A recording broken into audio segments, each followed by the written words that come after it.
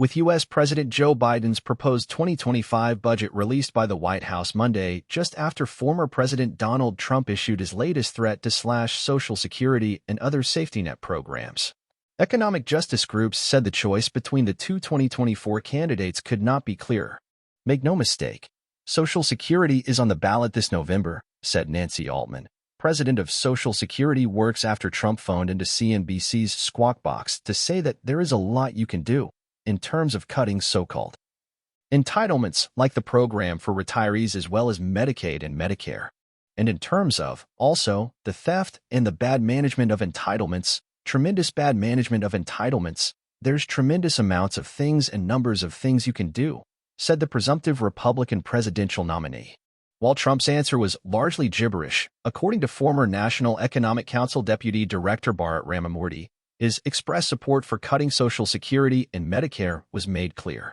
A spokesperson for Trump's campaign said his comments were about cutting waste in the programs, but the remarks followed the former president's attempts to cut Social Security in all of the budget proposals he released during his term.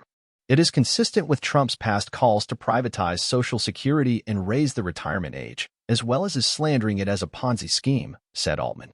It is also consistent with the House Republican FY 2025 budget, which proposes creating a commission designed to slash Social Security and Medicare behind closed doors.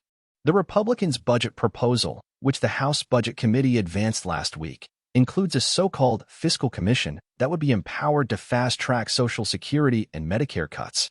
The contrast is clear, said U.S. Representative Gerald Nadler, Democrat, New York. Democrats want to protect and strengthen Social Security and Medicare. The other party wants to end the programs as we know them. Before winning the 2016 election, Trump called to raise the retirement age to 70 and promised to rescind the payroll tax, the taxes working people pay to fund Social Security and Medicare. He has frequently said cutting the programs, which about 70 million people rely on for post-retirement financial security and health care, was necessary to maintain their long-term solvency. Despite Republicans' frequent claims that Americans' earned benefit programs are bankrupting the country, Social Security is currently fully solvent, able to pay out full benefits to all beneficiaries through 2034. And even if Congress took no action to expand the program, would be able to cover 80% of benefits after 2034. Medicare is currently solvent through 2028. On social media, Biden responded to Trump's plan for the programs with 4 words, "Not on my watch." Altman noted that Biden's proposed budget included a very different vision for Social Security's future, with the president releasing a plan Monday for protecting and expanding Social Security and paying for it by requiring millionaires and billionaires to contribute their fair share. Under a second Biden term, the White House said, there would be no benefit cuts to Social Security, and wealthy Americans, who currently do not pay Social Security taxes on all of their income, such as capital gains, would be required to pay their fair share to ensure retirees can continue to benefit from the program. The Biden budget would also extend the Medicare Hospital Insurance Trust Fund permanently by modestly increasing the Medicare tax rate on incomes above $400,000, closing loopholes in existing Medicare taxes, and directing revenue from the net investment income tax into the HI Trust Fund as was originally intended.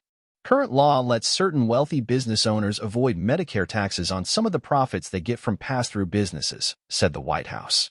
The budget closes this loophole and raises Medicare tax rates on earned and unearned income from 3.8% to 5% for those with incomes over $400,000.